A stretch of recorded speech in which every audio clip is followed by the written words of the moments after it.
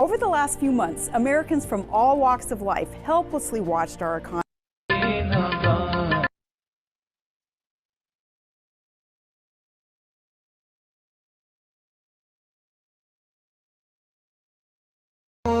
कबीर राम नाम जान्यो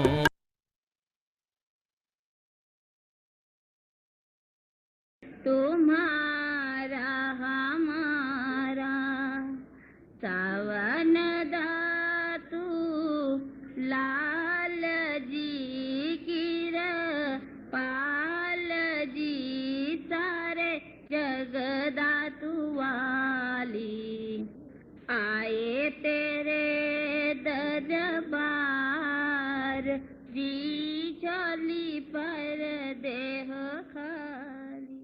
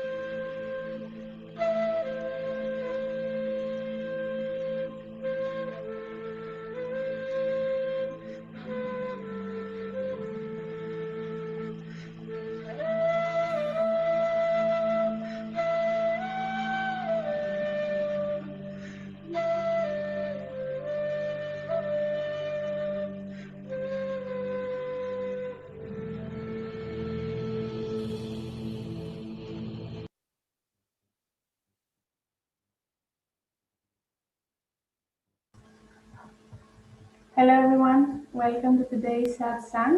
Nice to see you all. Today we will start with a hymn by Nisha. The Master is the breath of my life. He has bestowed the gift of Shabd on me. Then we will continue with a talk by Michael and a talk by Dr. Chance. The topic is Let Go and Rejoice. We will meditate for 5 minutes and we will watch Master's video on YouTube, and then we will meditate all together with love and devotion. Thank you. I think we can start with the translations in the video.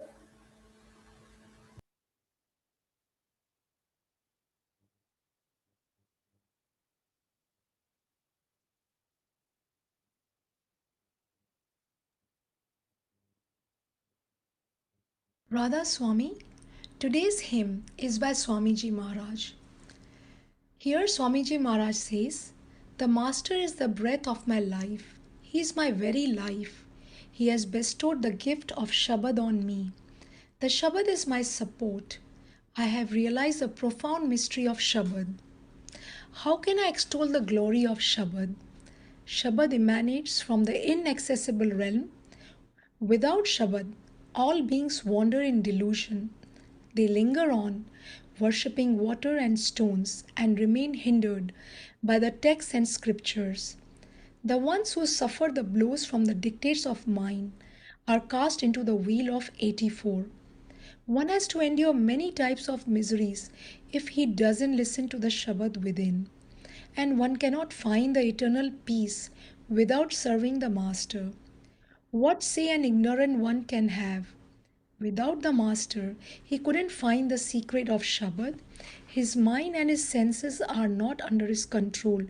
Therefore, he falls prey to Kal or mind. Therefore, seek refuge in Radha Swami. He will save you in every way with his grace. He grants untold wealth of inaccessible treasures within an instant. गुरु मेरी जान परान शब्द का दीना दाना गुरु मेरी जान परान शब्द का दीना दाना शब्द मेरा आधार शब्द का मर्म पछाना शब्द मेरा आधार शब्द का मर्म पछाना क्या गुण गाऊं शब्द शब्द का गम ठिकाना बिना शब्द सब जीव धुंध में फिर भरमाना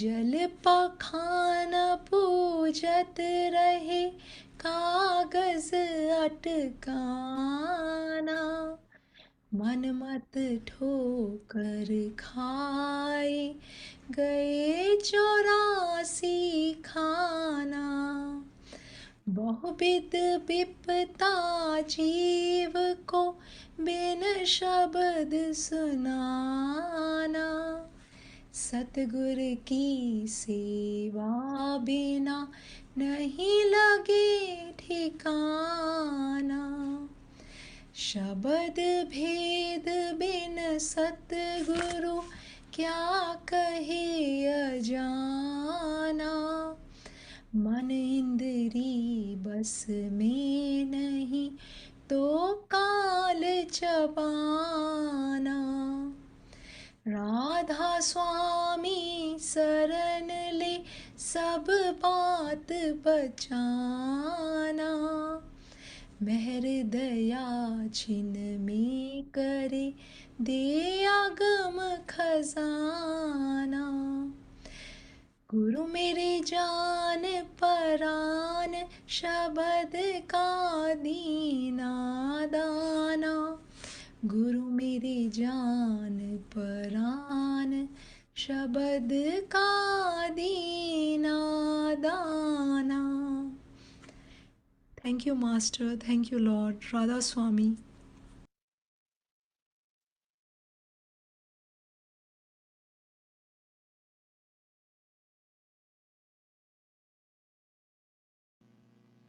Thank you, Sister Nisha. Like always, we are very, very thankful for your shabds. They are so godly, so beautiful, and we look forward. We look forward for your seva all the time. And now I have a surprise from my dear brother in Israel, Isaac. He did a shabd just few minutes ago. It's fresh from the oven of God for our master Ishwar Puri ji, and I'm gonna play it. We have been missing Isaac. I haven't seen him for a few days, so I called him in the morning and I'm like, I miss you. I haven't seen you in satsang, and we need your company. We need you to dance the holy dance with us. So then he got excited and he sang a song for Ishwar Puri ji, and I'm gonna play it right now. So.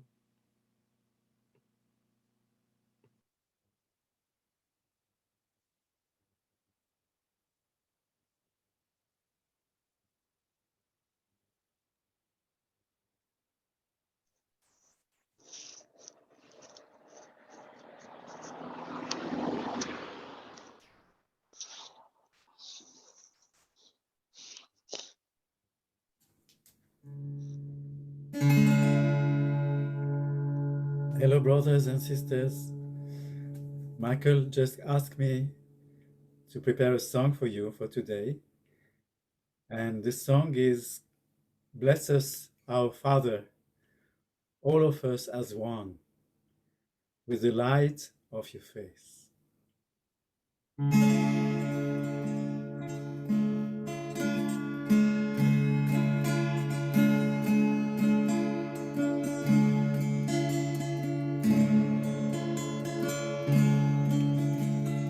Barcheinu Avinu Kulanu Ke'echad Kulanu Ke'echad Be'or Panei Echad Barcheinu Avinu Kulanu Ke'echad Kulanu כאחד באור פניך.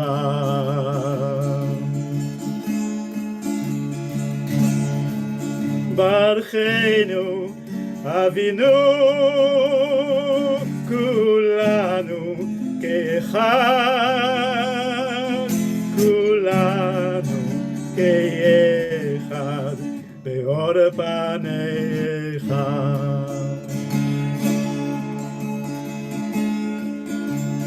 ברכנו אבינו כולנו כאחד, כולנו כאחד באור פניך. ברכנו אבינו כולנו כאחד, כולנו כאחד באור פניך. Everybody! חיינו אבינו כולנו כאחד, כולנו כאחד באור פניך. Ishwar ji, Ishwar ji, Ishwar ji, Guru ji, Ishwar ji, Ishwar ji, Ishwar ji, Guru ji, Ishwar ji,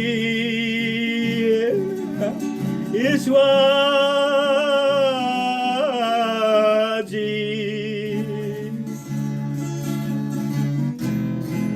Ishwar ji,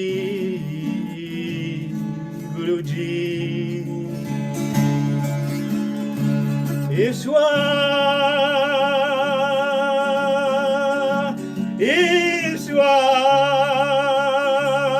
Ishwar,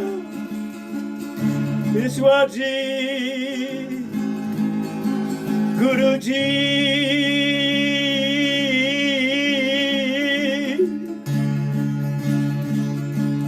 Ishwar ji, Ishwar ji, Ishwar ji, Guru ji,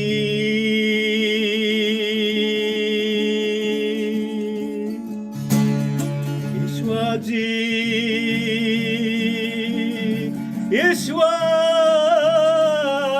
ji, Ishwar ji,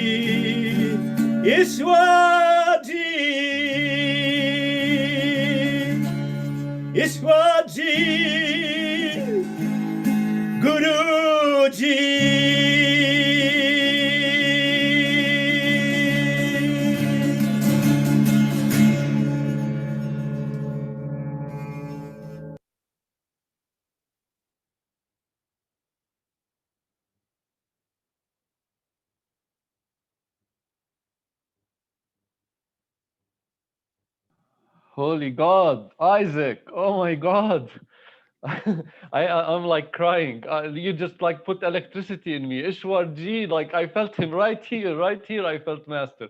After your song, we don't need even any satsang. We can just close our eyes and fly, brother. Wow! Thank you, thank you, thank you, thank you. Oh my God, I have no words to thank you. That's why it's important you be with us in the circle of lovers every day to bring that energy of Master, that energy of God, that beautiful, beautiful, beautiful holy fire ignites in my heart, in our heart. And who ignites it? The lovers. The lovers of God ignite our holy fire, as in each one of you, Master lives. Master lives as water. When you put water in water, you cannot take the water out. When you put a drop of water in a bucket of water, you cannot take that drop out of the bucket anymore. It mixes, it melts, it merges in that water, water in water. And that's what we all are. Master himself, his Shabd, God, took seat in our soul. And that put us in the ocean of love, and we can never be separated from that ocean. Water mixed with water and became water, and our soul has mixed with Master, has mixed with God, and it's becoming God. It's the wave. The wave came from the mighty ocean, and it's now merging back into the ocean. And all of us here are just waves that came from the mighty ocean of God. And it's not in a momentless moment, in a momentless moment, we will find ourselves back in the ocean of love, back in the ocean of God, never, ever, ever to be separated again. And that is what satsang is. We come here to reap the benefit of the human life, to reap the benefit of the human life. That the human life is so, so important that if we keep our thoughts on the divine moment by moment, then we feed on the divine. Then the qualities of the divine become our qualities as the one who is merged in love and devotion of the Lord gets the qualities of the Lord. There is no separation. When we are in love with God, that means we are in God. Love and devotion. That love and devotion that comes from the blessing of our Holy Master, Ishwar Puri Ji, Sant Thakar Singh. That blessing that comes from the perfect ones and the company of the saints, we go on forth to conquer the domain of the negative power, to conquer the domain of Kal, and then to break all the enclosures that have been put on us, all those vessels.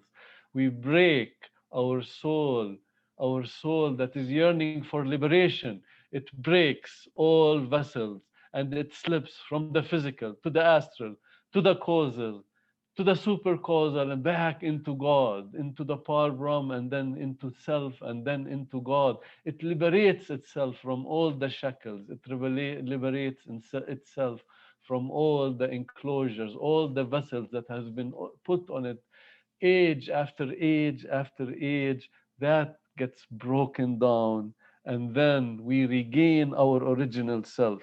We regain the priceless jewel. We reap the priceless jewel, the benefit of our human life, that each moment here we spend in the remembrance of our Holy Father, Ishwar Puri Ji. It doubles, it doubles our love, it doubles our devotion. And then the journey to God becomes so easy. It becomes a piece of cake. The journey of God becomes a piece of cake in the Kali Yuga. In the Kali Yuga, it is so easy to merge back into the Father, because what? Because there is much, much, much more grace in the Kali Yuga from Father God and from Master. That what used to take hundreds, many lives in the Golden Age or the Silver Age or the Bronze Age, in the Kali Yuga, my Master says, it is so easy. It is so easy. As the negative power now is at the strongest, and it puts all types of distractions, yet there is so much grace from God to equal that. To equal that, there is the grace of Master. There is the grace of God multiplied.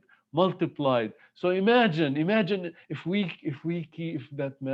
the grace of Master stays on us, if the grace of Ishwar Puri Ji and Sant Thakar Singh and Sant Kirpal Singh and Baba Sawan Singh stays on us, and we keep satsang every day we keep satsang, not once a week, not twice a week, but we keep satsang every day. Imagine how our journey will be shortened. The journey to love, the journey to forever enjoyment, the journey to forever joy will become so close. The kingdom of God is at hand. That's what Jesus said. The kingdom of God is at hand. Have it. Have it now. Have it now. Enjoy it. And this is the life of the man. As suffering is not our nature. When we suffer, we don't want to suffer. We don't want to suffer. But joy, love, peace, happiness, laughter, that is our nature. Why? Because it's the nature of our soul. It's the nature of God. So our soul belongs to God. Give it unto God. Give it unto God, and let's sing, let's enjoy, and let's just be transformed. As the masters, when they come to this world, they are not reformers. They don't come to reform. They come to transform. That you cannot reform love. Can you reform love? You cannot reform love. Can you reform hatred? You cannot reform hatred. But the saints and master come to transform hatred into love, doubt into faith, and recrimination into tolerance. That is the job, that they transform us like the philosopher's stone. They transform us into pure love, and they transform us into pure God. This is our journey. We are so lucky. We are so lucky to have met the perfect one, Ishwar Puri Ji, the master of all masters, Sat Purush in the human form, creator of all, the Alpha, the Omega, and in between, the beginning, the middle, and the end. We have met him. All what we have to do now is just keep our attention on him. When we keep our attention on the perfect one, then perfection will be ours. Perfection will be ours. So this is can you describe the status of somebody who is absorbed in the love and the devotion of Lord God, in the love and the devotion of the Master? That status of that person cannot be described by words, cannot be described by words, because he is beyond time and space. And that is what we should do. That is what we all have to strive for, is to absorb ourselves more and more and more and more, and keep saying more and more into the love and devotion of our perfect Master, the love and devotion of Father God, Mother God, Sister God, Brother God, and then be transformed into our own self. As when that person who is absorbed in love and devotion, when he seeks God, he finds himself. That's what the status of the one, the true lover of God. So I pray that we all become true lovers of God, with only one thought on our head, and that is Master, Master, and Master. Okay, so tomorrow I will read for you Kabir, Saint Kabir's Shabt, and Saint Kabir's poetry. I will read to you tomorrow. But today I'm gonna allow and give a chance to our dear brother, Dr. Chand, who always fills us with so much treasure from the higher spiritual regions. Thank you, Michael. Thank you very much. And today's Isaac's beautiful song, that pain in his heart was explaining his love towards the Master, which kept everybody spellbound. And that's what it is, that as you also said, that Master is within, and then finally he makes you the Master. And finally he tells you that you are that. You are everything. So now today's topic is let go and rejoice. So today we did rejoice that song, and let's take the whole life as rejoicing the whole life, because we are that, and we came here, as I explained, looking at the whole creation, the whole cosmos, the beautiful opportunity here to feel everything, and we plunged into it. We took a decision, and we started our journey. And the basic point is that how to really rejoice it, and how allow it to let go of anything on our way. Whatever happens in life, we got to allow it that way. We got to let go things. So as we acquired the mind from the universal mind, and then planned all our visit here. So now, as we have already planned our visit, and we know this part, in which the mind is, keeping us in doubt. It shrouds us. This is what you have been told by the Master. All these talks which are happening here in this satsang, all the time they are giving you that knowledge. And that knowledge means that this fellow mind is not, allowing us to enjoy the whole thing. It is not allowing us to rejoice it. So if we know the trick, what is the trick? That if you give your attention to your mind, you are stuck up there. And if you are stuck up in the mind, then that is how you are involved in it. Because as I say, that the mind and body doesn't have their own energies, my dear. In satsang, we know this every day. That if the beautiful thing is this, that they are dead without us. So it is only simply knowing that how to withdraw this attention from the mind. And once we withdraw the attention, the mind is dead.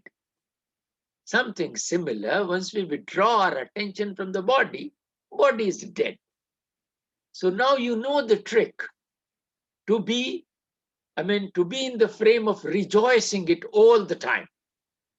As soon as you delink your attention and withdraw it to yourself, then this particular ability, if you understand, that if you don't give attention to your mind is dead. And that's how you can cross through all those areas of the mind, which is universal mind, causal mind, astral mind, physical mind. And these minds are just waiting for us to trap us, They want our attention. So all the time they are firing their volcanoes, because it is all information. They want to drag you through that information and involve you in this spinning. Now, what the master told us, that don't give attention to your mind. How simple words, my dear. And now this elixir which you are having every day here in this satsang is a beautiful area to understand today, that let go and rejoice. So let go the mind the way it wants to work, because it is spinning into past and future. It is all the time trying to drag you and make you do those karmas. And the Lord tells you to be nekarmi. Nekarmi means that you are not attached to anything. So you are just enjoying yourself, rejoicing. This visit, when you took up the first plunge, you must understand that you are the divine, all-knowing, all-pervading. You can see, learn from the photograph which is lying behind Michael there. I can see the master there. And he's smiling, Now, understanding this, that all the time, and my mother's photograph is also of that kind, that she'd been smiling all the time in her life. Even when we came from Pakistan, we had lost everything. And in spite of all that we never had even something to eat or to wear clothes, even then she was smiling. Now, this is what is rejoicing. And how you can really do this rejoicing is an attitude. Once you know that you are part of the absolute. Now, as we say, that your soul is connected to the super soul. We call it as absolute intelligence and a capable force, which is all knowing, all pervading. So your creative intelligence, which is connected to that, it is also all knowing and all pervading. So how this mind may forget? Because the mind is always keeping us in doubt. Many a times Ishwar Puriji explained to you all that mind is creating, it is thinking, it is trying to put you into those doubts, you start doubting your own self. That you are that divine, sometimes you start forgetting about it and then get into the trap of the mind. And that trap of the mind has to be understood, my dear. This daily satsang, this keeps you pepped up, your nectar, your glass is always full. By the time you finish in 24 hours, Michael is again here. And he's again telling you about all those things. So Simran also doing the same thing. Simran means that you keep on remembering those 5 words, The first word tells you that you are divine. You are not this mind, you are not this body. And once you know this, my dear, now if you are getting sad for anything in your life, what you are doing? You are bothering your master, I tell you. Now the Almighty becomes so sad. He has taken this journey. He never wanted to come back, but he took this journey to take us out of this rut through his love. He wants to take us back because he feels our pain and how time and again we are again stuck up with the mind. Every time something happens, then we start blaming others. We start saying something of that kind. I lost this, I lost that. You have not lost anything. You have gained something supreme. And this human body is that, which is the greatest thing. And at the same time, you have been given that knowledge through the satsangs every day. And how Master really told you about all those things. And how this knowledge has descended. And it is descending on all of us every day. What descended? That we are the divine. We have got an acquired mind and a created body. We did all this. We wrote our DVDs, as he says, because now to really look into that you are going through an experience. Now, if you look at the mother, when she has got that pain, when she's pregnant and delivering a baby, now she's in that pain. But then the moment she delivers that baby, she rejoices it. I could see one of the videos, where as soon as the child is born, the mother takes it on her, chest. And at that moment, she is smiling. She's going through such a terrible pain, but she's enjoying it because that is how let go that pain and rejoice, rejoicing that new life which has come there. Now, understanding this part, that all these ups and downs of life, if you go with the smiling face, facing all those things, because the divine ability, as I explained, I explained that the divine attributes are love, compassion, mercy, wisdom, humility, state of art, planning ability, its execution ability. Next is, let us face as it comes. This is inherent with us. And justice, because we got to get out of the trap of the mind if we do justice to things, because every action has got an equal and opposite reaction. So if we know this and the attributes that we have already got that inherent ability to face things as they come in life, so why bother about it? You have got that inherent ability, my dear, and then going through that ability that you can face things during this period, you have got that divine attribute which supports you further. What is that? That you have got state of art planning ability and its execution ability. You can plan and execute something to keep you out of this problem. Now, how to plan? That you have not to give your attention. It is so easy. Don't give your attention to the mind. As soon as you don't give your attention to the mind, you are out of that problem. Because the time cannot distract you as you are connected with the Absolute. And that Absolute is master of Kal also. He is beyond Kal, he's Dayal. And every time he excuses. Suppose if you have done some mistakes, he's there with open arms to receive you and to rather forgive you every time. So once you know that you are being forgiven, now you must rejoice it every time. And now you know that if you give your attention that I have done something bad or good, if you are feeling guilty, then you are again in the trap, because the mind makes those doubts in you. And then it rather sucks you in. And then mind is so huge that it starts from the universal mind, causal mind, astral and physical. Now, Ishwar Puriji very beautifully explained certain parts which I have made on a small note, Now, once the Lord became from one to many. We are all part of him and connected with the Shabad. So simple to understand. Now, 13.7 billion years have crossed when the creation started.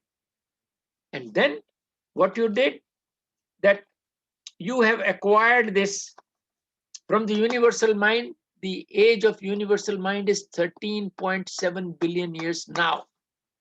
It will go on for 22 billion years more, because this is Kal, and that plan is already there, which he has decided, and we have agreed to get into this.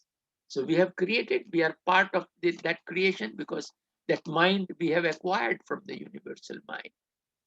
And 13.7 billion years ago, when we entered this arena, then we took this decision to jump into it. And then Ishwar Puriji explains that it has got information of millions of years, at least 3,000 years he explains about the life, the memories which we have. But we have got, when the life started, it is certain billions of years, because our sun came up about 4 billion years ago. It started 13.7 billion years ago, but our earth and our sun came into being around 4 billion years ago. And then we took it up and then started from a single cell to graduate to the crown of creation, the human body. You all the time understand, 8.4 million species. So it has taken a lot of time. And you've been traveling through this, and this causal mind has got all that area. And in your astral mind, you have got at least the human body. It is about 3,000 years. And you get into that past and future. So this is all time. And then in this life, something wonderful to understand, it is hardly 100 years, less than that. So a small little window of your attention, which has passed through the whole cosmos, and from there it took a slice for the causal area, the causal mind, and then it further went up from billions of years into certain areas, which is astral mind. And then this life is hardly 100 years. So it's a small little window of your attention. And your consciousness is part of your attention, which is omniscient, which is omniscanner, which can see and act in all the directions. So it is something to enjoy and rejoice that we are here only for a short while. And during this short period of less than 100 years, a small little window, which can see everything, billions of years it can see. So it is looking only at those less than 100 years. Now, in this period, you got to rejoice. If you don't do it here, what will happen? In the astral mind, all these informations, whatever pains you are going through this life, are registered there further. There you are, by thinking something bad about others and then getting into that rigmarole of time, good and bad, you are again creating your karmas. So if we don't want to create our karmas, we must rejoice. We must enjoy this life. And enjoying this life, he has told you. And this particular music today, Isaac's, song, is so powerful. Once he's singing, he's rejoicing it, my dear. The sound which is coming out of him, all his body, all his huge big sound, and each song is of that kind. Every time you listen in the beginning, there are certain shabads of Gurbani, and you have got all those meanings written down there. How nice that music is.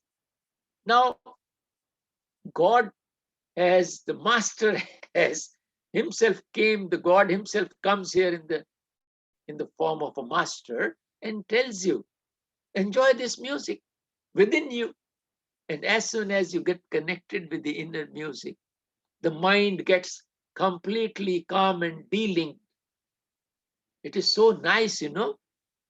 It is only that Shabad which keeps the mind calm and quiet, because all your attention is towards the Shabad, and that is what is your source, and that's the music.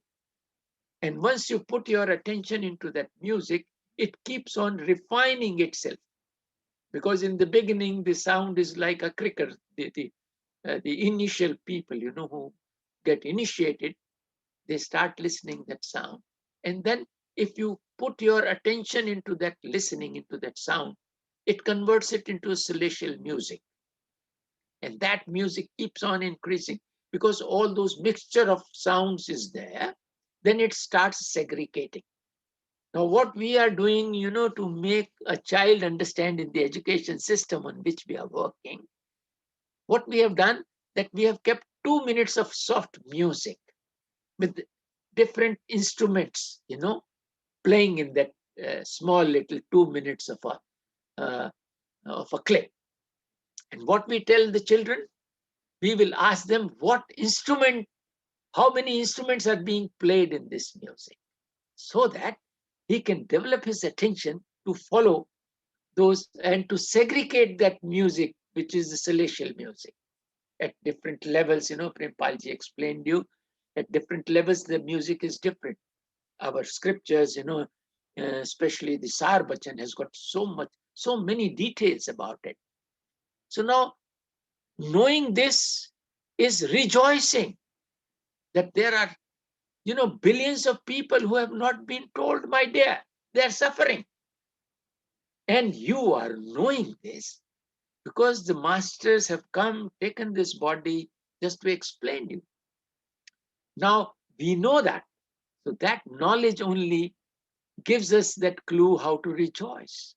Listen to that music and keep enjoying most of the time.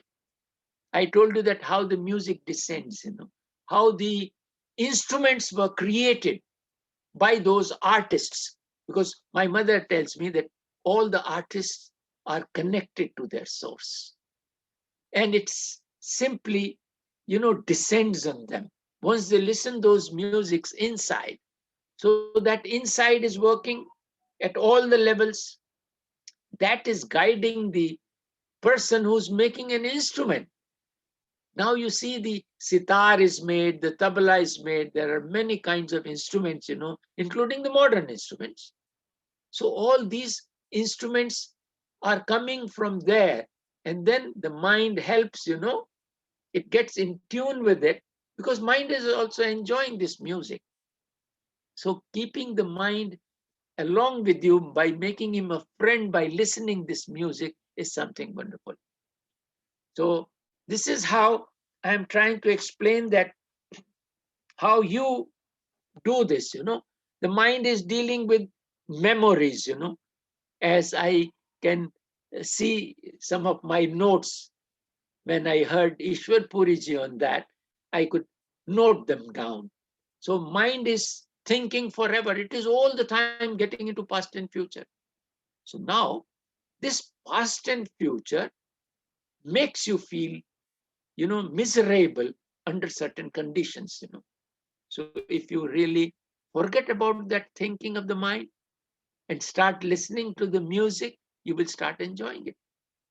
Even whenever you are disturbed, you will always put on a music and you will start divert your attention into that music. So mind also likes it. So once you involve your mind also to like it, so mind also starts rejoicing it. It comes along with you. And the body can also come once you start dancing. So how you can really plan your life by dancing, getting into the music and enjoying. All the darvish been doing it. Sufis been singing. Now all these, you know, Kavali business, you know, this is all like that. Because you involve your body, mind and soul. As I say, that once we are in love, So this body, mind, and soul got to be in one line. As I give that example, that your eye and the, the gun which you are carrying for your target is the master. On the gun, there is a small little notch. Your eye, that notch of the gun, and the target got to be in one line. So if you are in love, so these love songs are so beautiful for rejoicing life. Every time you listen, now tomorrow, Michael will be talking about love and how Kabir explains that. I was really encouraged by Michael's talk.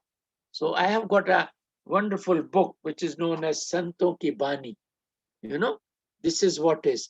And in this book, it is in Hindi, of course, it is not in English, but on this, at 365 page, it is now Prem Ka Ang, means Kabir is explaining what love is. So how to really enjoy this love? He says, "Yeh to ghar hai prem ka, khala ka ghar nahi." So he says, this is a house of love. It is not your relation's house, your mother, sister's house where you go and enjoy that way. So, but this house is of love. And what he says, "Sis utare bhui dhare, tab paithe ghar mahi," means that you got to take off your head. Head means the ego. If you keep your ego aside, then you start rejoicing it, my dear. So he says, "Sis utare bhui dhare, tab paithe ghar mahi." Only then you enter into the house of love. And that is what is one of the conditions of Kabir. And he has explained love in so many verses, I tell you. Each one of them is a gem. And that is what I am sure that you will be loving, the way the Michael will be explaining you about Kabir's and how he's explaining that love. So my point today is that how to really rejoice. And I would like to request all of you to keep smiling, because in America I could find that Carnegie Institute has told everybody to smile. In his book I read. Now this is what that you look at anybody there and people will exchange a smile, whether you know someone or you don't. So now it means rejoicing. These are all souls which you are looking at. They have got an acquired mind and a created body. They are your colleagues, each one of them. Even the people who do not know this knowledge, so you got to forgive them because they do not know that they are a soul and they are epitome of love. To love, they've been here. But unfortunately, they were not educated. Their mind was not educated that they are a soul, because mind needs education completely. It is information based.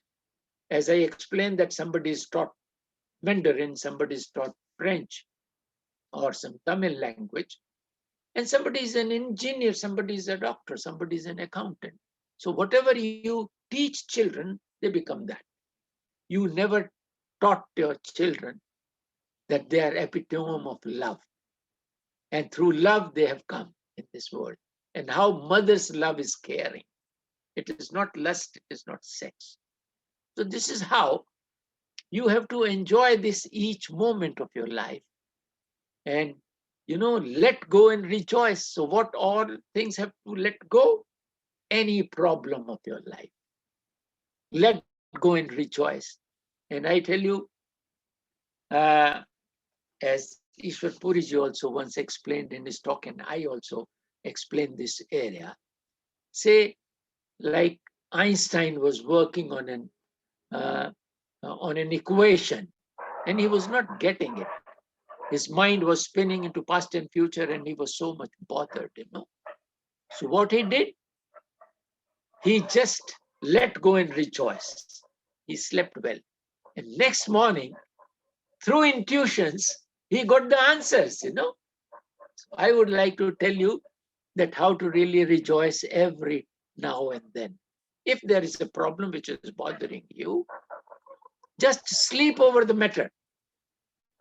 And next morning, you will get an intuition to do that work the way it has to be done. Because that absolute intelligence, capable force, which is with you as your soul, creative intelligence, which is like an omni scanner, it will scan your mind throughout the night. You will be sleeping.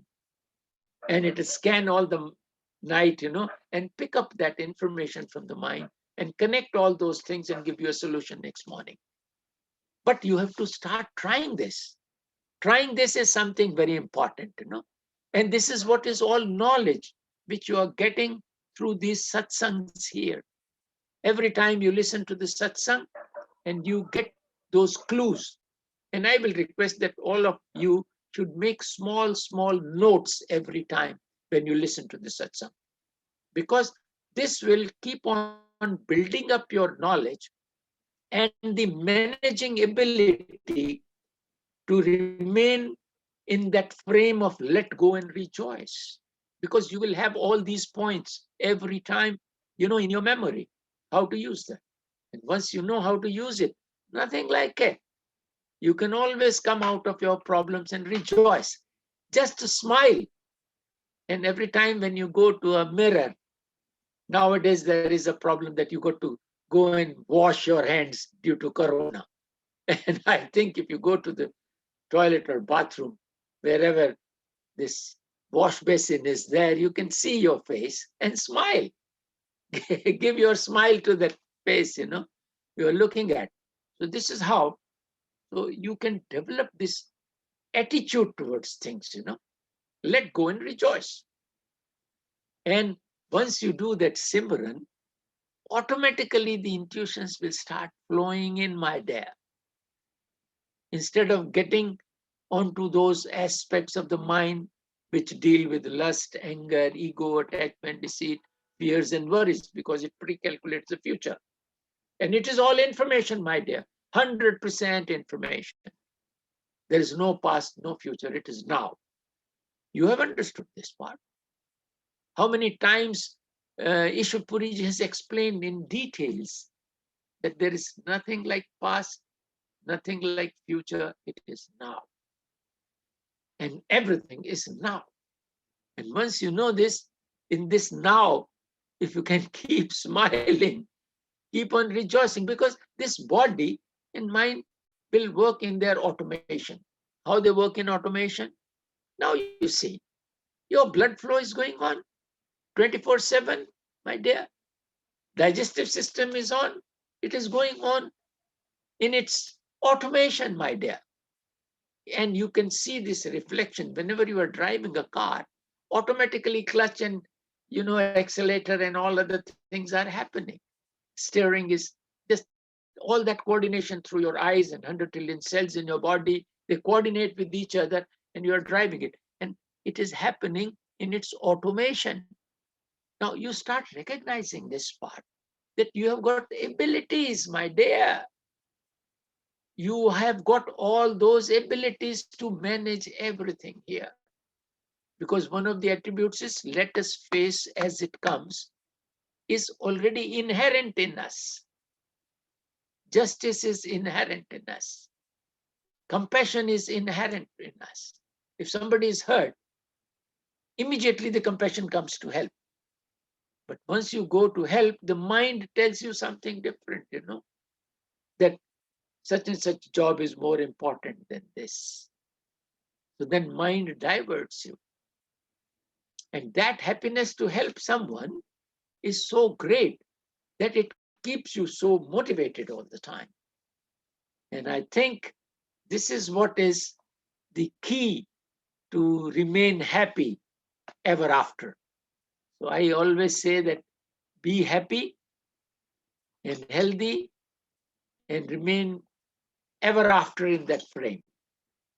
So remaining ever after in that frame is that you understand that you are divine and you are here for a while. And you have got already that ability to face things as they come. So enjoy your life, my dear, and just rejoice it. So nice satsangs I hear in this group. Every day I sit here. Of course, it makes me quite late here in India. It is about 11:30, 12 o'clock. I reach home. So this is what is so lovable, to understand all this and to enjoy it. So every day it is reminded time and again, time and again. Even, Kabir talks about rejoicing the death also. He says the saints enjoyed their deaths because they are going to meet their the beloved, They're leaving this particular temporary thing, It's less than 100 years. And some of the tribes, they start dancing on a death. So understanding this, that you are not this body, you are not this mind, and soul is permanent. Why not enjoy it? And there, you don't have any weights around. You are not that, sometimes you are not that obese, which you are here in this time-bound material creation. Body is happy. As you understand that in your astral body, you can fly. It is so easy. So why not enjoy? Keep on enjoying everything, whatever happens. As Ishwar Puriji explained that how his son died and he had to pause in his relations. His wife is telling him, why you are keeping such a face? At least show to the other relations that you are morose. Now see, this is what we have to all understand. In every situation, you must rejoice. Every situation of your life. And then you will be a healthy person. You will die a healthy death.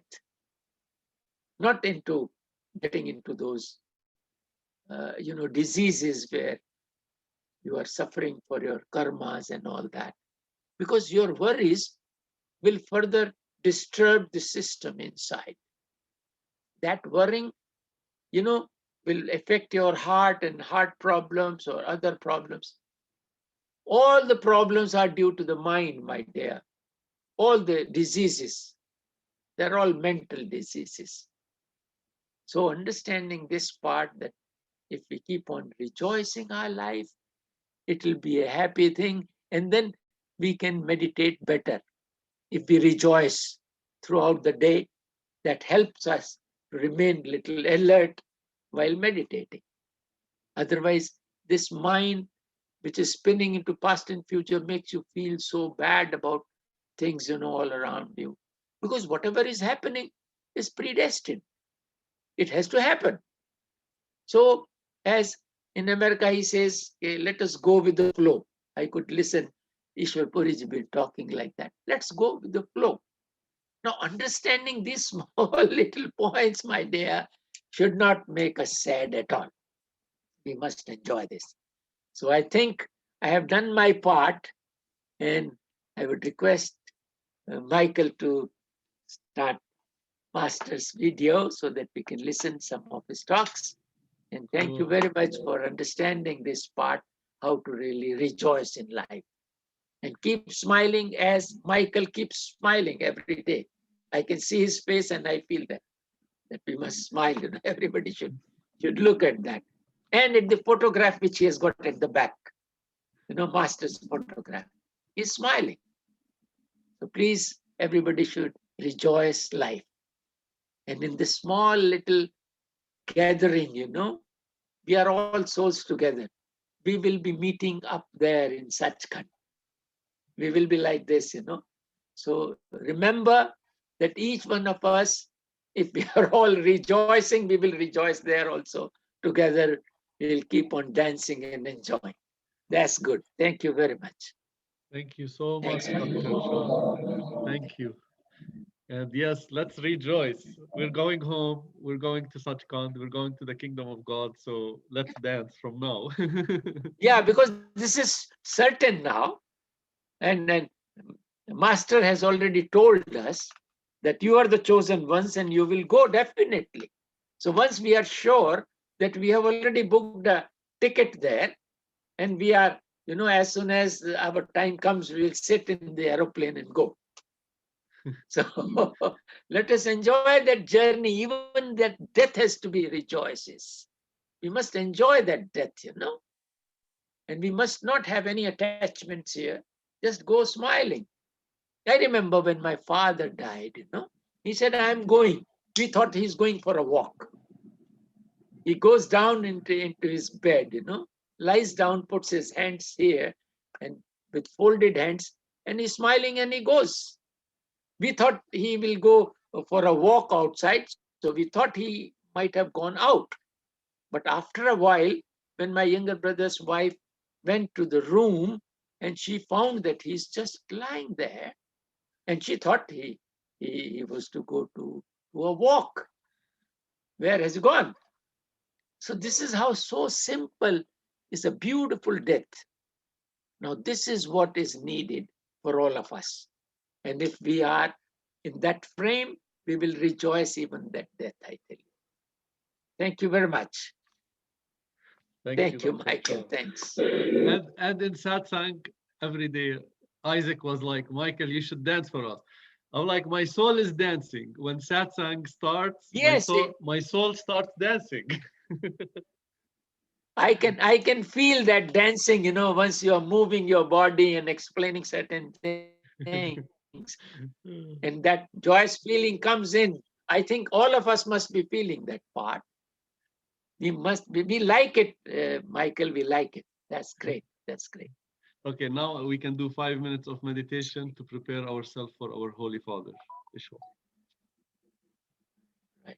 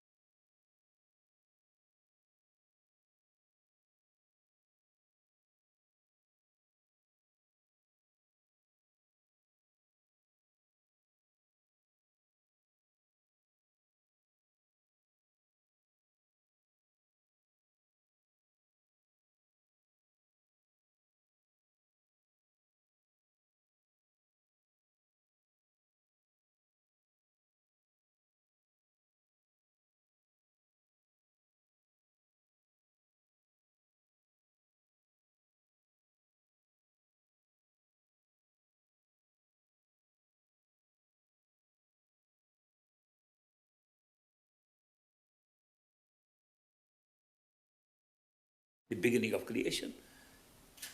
Can you imagine that this is all possible?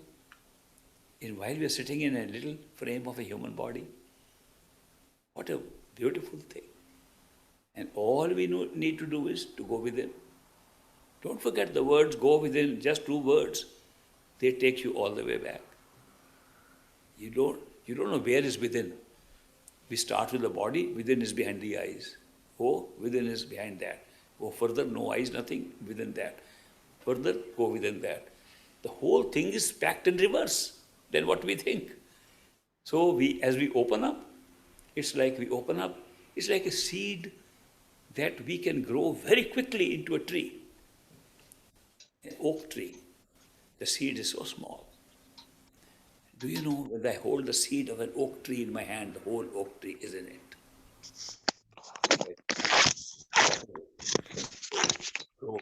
In time, it will become a big oak tree.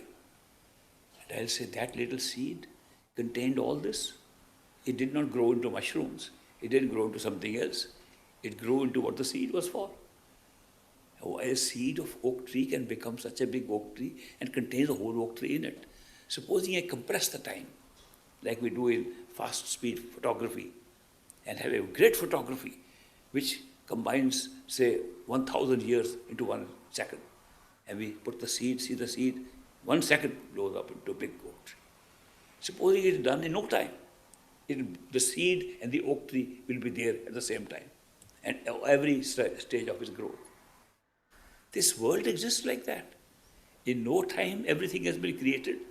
Then, through the use of a mind separated into past, present, and future experiences which don't even exist, they're all part of the now which has no time, and we are doing it now without realizing it. Without realizing that we are just opening up through illusion a single seed packed into its total fullness, and we're just playing it out. But all these things are not concepts, they are experiences which any one of us can have. It opens, what a great human life that you can do this. What a great gift to have a human body to be able to do this. This does not come too often. We don't realize human bodies are not continuously being made. Our karma lands us in different life forms. Our actions, which we ourselves designate good and bad, land us into different forms of life. And after a huge cycle, they come back to human life. So we should take full advantage of this opportunity we have. It doesn't matter how young or old we are. It's never too old to start on this and explore inside. If you're able to make some headway, at least you'll be able to hold on to that headway and not have to be repeating the whole thing for millions of years over here. So those who feel we don't like this anymore, we enjoyed it as much as we could, but I think we want to go home now. When that feeling comes, we want to go home. We had enough. That's when you're ready. And when you're ready, by coincidence, by chance, a perfect living master who is just like yourself, just absolutely like that, he will come into your life. And he will draw you to himself more by love than by teaching. The reason why he will do that is because there are thousands of teachers that draw us from their teaching, but they take us nowhere. They teach, but they don't take us anywhere. Here comes a pretending teacher who pretends to be a teacher. His purpose is not to teach. His purpose is to draw you to that place where he can take you back home. His purpose is to draw you through a practice to the threshold of the astral stage where he plants himself by initiation, by making friendship forever, and then takes you back home from there. His purpose is totally different. He says, what am I going to teach these people? I want to teach them how to unlearn what they've been taught. I am trying to make them unlearn. I'm not trying to make them more learned. They have become too learned already, and the learning is capturing them here. They become too wise in their books, too wise in their words, too wise in their language, and therefore they think they are wise. They're caught up in their very wisdom of this world. They don't know anything about their true home. They're trying to polish up everything here. They're trying to build houses here, build machines here, build life here, build relationships here. And even when they're doing that, they still don't realize that they are just in an actor's costume, and they have to throw the costume away very soon. They don't realize they're making long-term plans, as if they're going to be here forever. And we understand why they're making long-term plans, because inside that human body, the soul is still saying, I am immortal, I will never die. They make long-term plans. They see people dying, but they don't feel I am going to die. How does the feeling come? That when I'm seeing people dying, how do I feel? I am going to live. I am going to do this, that, and all my plans. Because the soul, speaking inside, telling inside, through the mind, that we are not what we think we are going to live. That's making us feel we live here. And the more we study books, the more we live here. And then we die. And then suddenly we say, what happened? Then we cry. We cry when we are born, we cry when we die. But if we can be born to have a suffering, projected suffering, anticipated suffering, reasonable to cry. I always feel when a baby cries to expand its lungs at birth, it's okay. He's crying, he's going to come into a stage where he will have suffering. He even had suffering in childbirth. He started with suffering. He started suffering when he was suffocated. I mean, he wasn't breathing, but he was all tied up, claustrophobic state of being in the mother's womb, mother's stomach, mother's belly. He was already suffocated there. He should feel, very good, I've come out. But he knows at that time, I'm coming into fresh air, but the fresh air, as I will grow, has a lot of ups and downs. I cry, I'm going to go into this, it's worthwhile. I came deliberately to cry. So I can cry and live through the point where I can go back home. The soul is still happy about it. But you should die laughing. You should be born crying and die laughing. So that you say, now is a good time to go back home. I came into this world crying so I could cry out my experience of this life and go laughing back to my true home. That should be life. So we are all in that state where we can do that. We can all die laughing by knowledge of what happens when we will die physically. If we have no knowledge, we are afraid. Fear essentially is fear of the unknown. Something we don't know, we are afraid. Psychologists have tested out fear, that when they produce something in front of you, it's unknown what will happen. It's a mysterious thing, could be very dangerous, could be shocking. You are afraid. If the thing is already there, no matter how dangerous, you are not afraid. You have some other instincts coming up. They even say, if you go into a forest and there is a lion lurking there, a man-eating lion is in that forest, you'll be very afraid. Lion can come from this side. Lion can come from this side. You are so frightened. Fear. Lion comes, fear disappears. You try to run, try to meet it. The whole emotional process undergoes a change.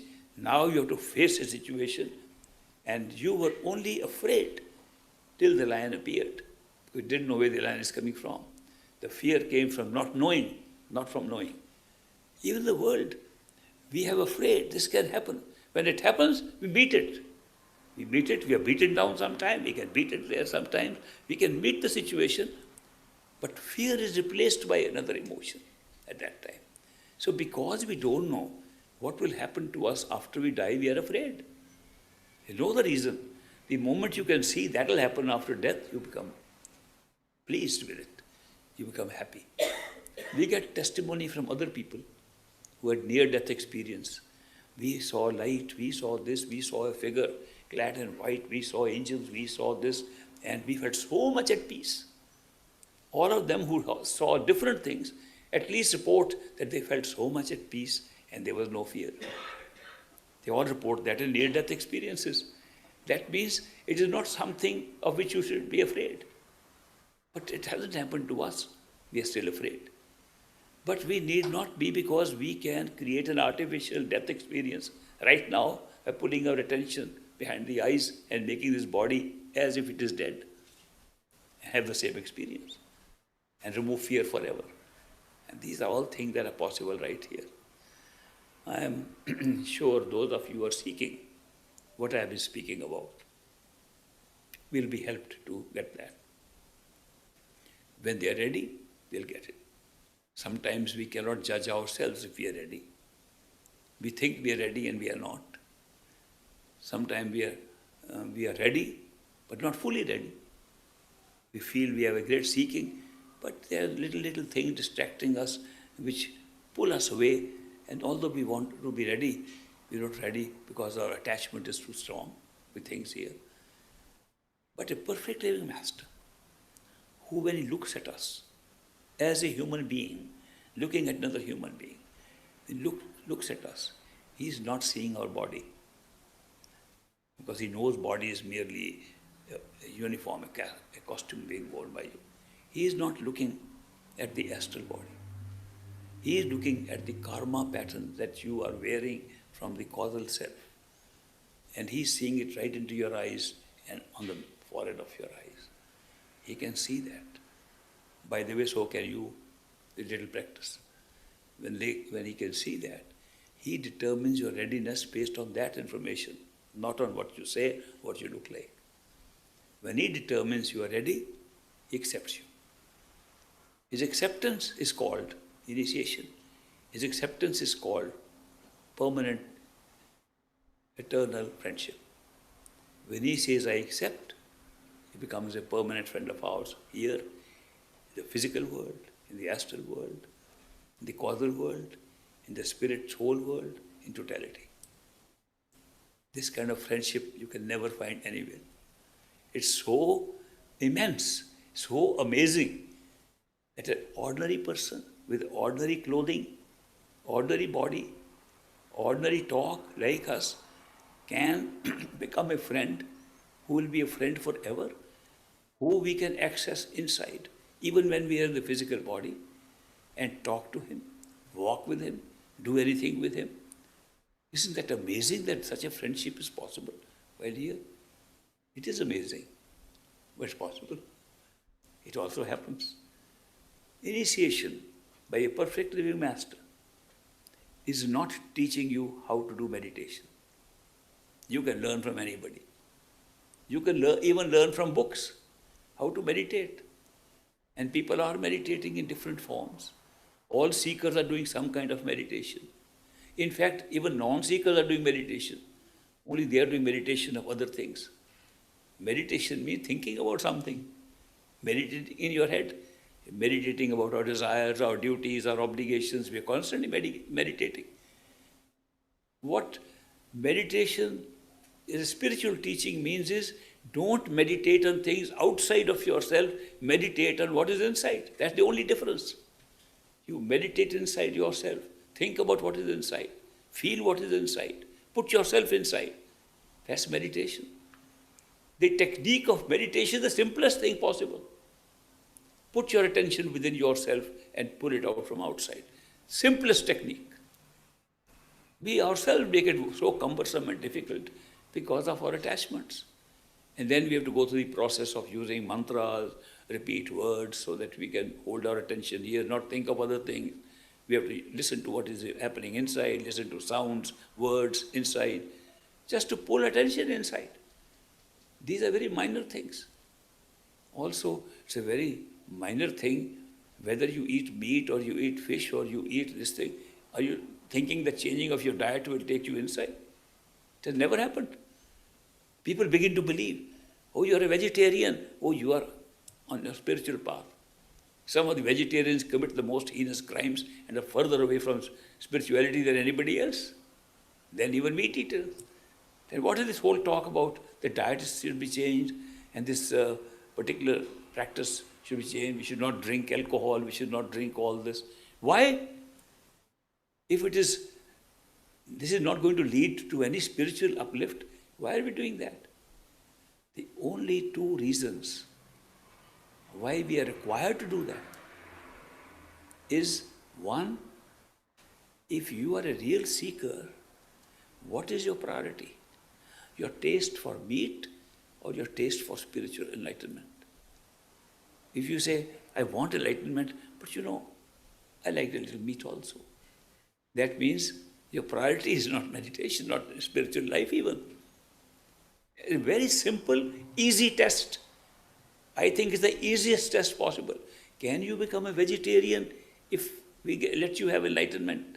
A seeker will say, of course, no problem. But we'll say, no, maybe that is so delicious and tasty, my old dishes. Then you have no priority for spirituality. Can you stop drinking alcohol? You know what, I like a little peg or two once in a while. Why should that interfere with my meditation? Meditation is inside, whiskey is outside. Why are you stopping me? No, just wanted to know that if you have to give up one or the other, which one will you give up? Oh, in that case, I'll give up whiskey. Then you are a seeker. Say, no, I can't give up my whiskey. Okay, enjoy your whiskey then. A simple test. It does not mean that change of food and drinks is going to give you any enlightenment. Nobody's got enlightenment by change of food. All it means is how serious are you about the spiritual path?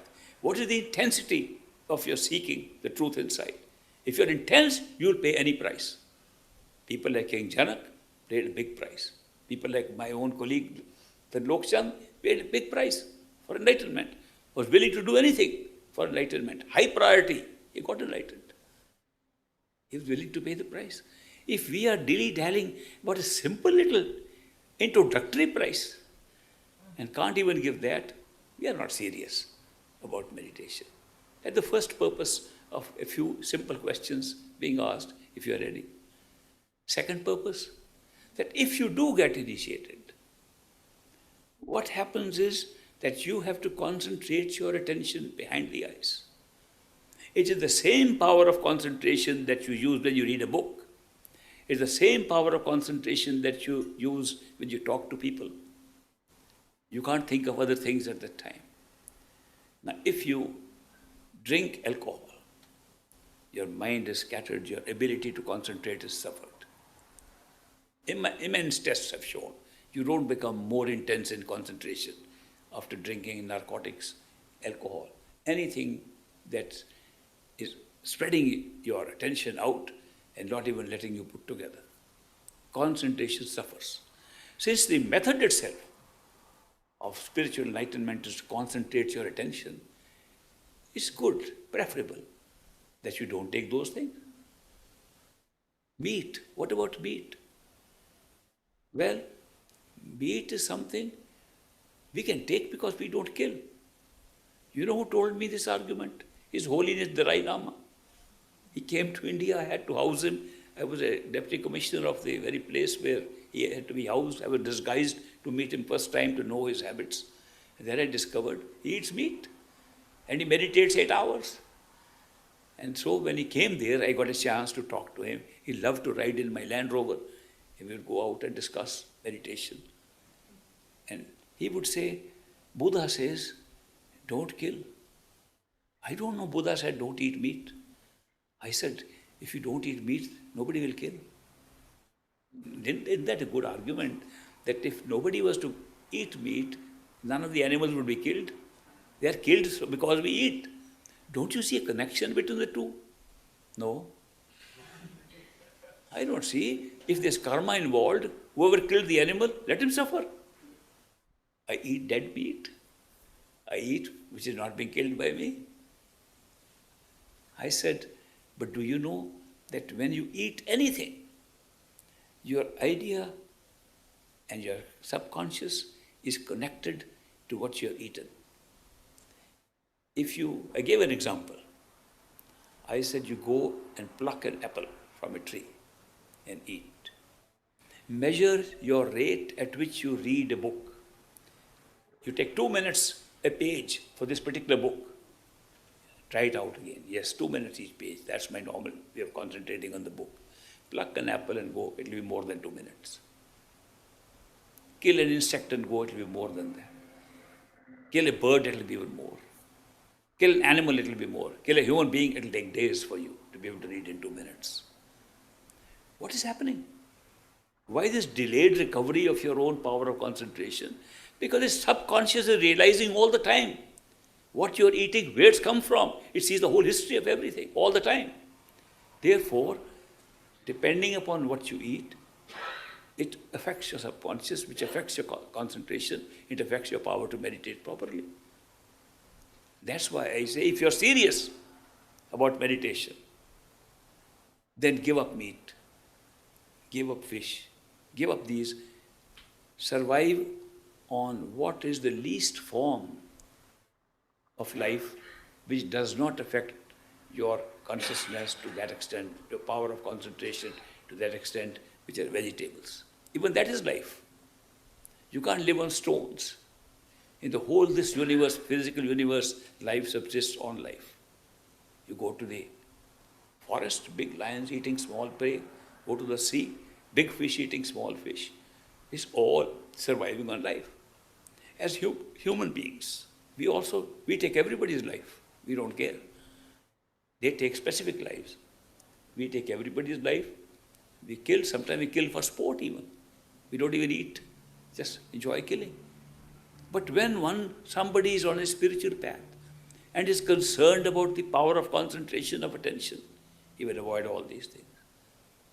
The second reason why they say avoid these kind of foods, stick to that which is the least form of life. The life of form which has the least effect on your subconscious in the power of concentration, and then you do it. It's a helpful thing. Then, supposing your power of concentration is not affected, and I told the same argument to His Holiness Dalai Lama, when he did not agree to any of my arguments, I put in a trump card, which I normally do. The trump card was, try your meditation the way you are doing for 1 month. Try your meditation 1 month on vegetarian food. After 2 months, he became vegetarian. Not from argument, not from anything, by experience, his own experience. That is why there's nothing like our own experience to convince ourselves. If people try to convince you, you don't get convinced. Alexander Pope, the English poet, says, a man convinced against his will is of the same opinion still. He may say yes to you. When you give unnecessary advice to somebody, he says yes, yes, and doesn't agree to your advice at all. But when it's personal experience, we follow that. And that is why we say, if you can't do these little things which are beneficial for you in meditation, you're not serious enough. It's not a condition for spiritual growth. It's a condition to test your intensity of seeking. Are you intense enough to pay a very small price? And don't forget, the price has been changing. We have the greatest discount on this price in the history of mankind. People had to go wash floors of their gurus for lifetimes before they would initiate them. People had to do preliminary meditation in the forest for a long time before they even thought they were fit. Look at us living our very busy, stressful life, in the middle of it, by some simple price, the smallest price, and intense seeking, we can get initiated. This is the most wonderful time to take advantage of this bargain initiation. I call it a bargain initiation at this time. But do not think of initiation if your own evaluation does not confirm that you are ready. Prepare yourself more. Prepare and be ready. How do you prepare? Continuously check how much your seeking is, how intense has it become. When you feel, I can't stand it anymore, this life here, I want to go to my real true home, when that convinces you, you are ready. And the rest, whether you are really ready in terms of your entire spectrum of past and future lives, leave it to the master. He can see that in your eyes and your forehead and then determine if you're ready. I have mentioned all these things because people don't know that initiation is this stuff. They think it's just a way of teaching how to meditate. That's not at all it. It's very easy. Once a very poor man, extremely poor, in a village in India, had a dream. In the dream, he saw a white-bearded man telling him to come. He checked with people, I had this dream. By chance, there was a disciple of great master, his disciple, in that village. When he was talking to him, he said, this is that master calling you. It is not a past master picture or anything. A living master is calling you. That's why you had the dream. Go. He said, okay, where do I go? They gave him the address of the Dera Byas in Punjab on the river Byas. And he set out. A little bundle of his personal things tied up in a cloth, hanging on his back. No money to buy a bus ticket. No money to buy food. Little bit of grain or something he carried with him. He survived. Took almost a month walking. Walked all the way to the Dera. Arrived there. He could see I was there. What great spectacle. That here is the old man walking like this, great master just stepping out of his house and is in front of the door. And this man drops his bag, runs, And that's all we saw, is running, an old man running and falling at the feet of great master. Master, initiate me. And in Punjabi he said, Naam daan, de diyo mujhe naam daan. Give me initiation. Master looked at him and says, what, once again? He has never seen the master except in the dream. And master has never seen him. And he says, what, once again? Then immediately pulls back himself. Master says, and we all hear it around the master. He says, you were initiated when you left your village. You were initiated when you had the dream. Initiation is not what you're asking for now. It is given to you.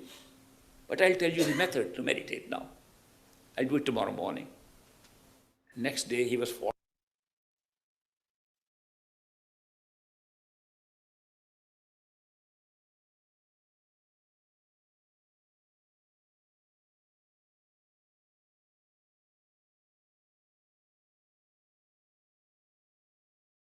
Let's try today meditation behind the eyes with love and devotion, where you visualize your beloved and you express your love to the beloved in the best way you can and see the results of it.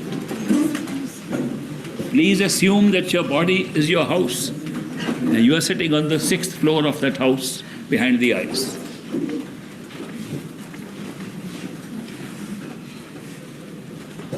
First, establish yourself in the meditation chamber behind the eyes, then visualize your beloved, then start any kind of meditation you want, including Simran, listening to the sound, or conversation with the master.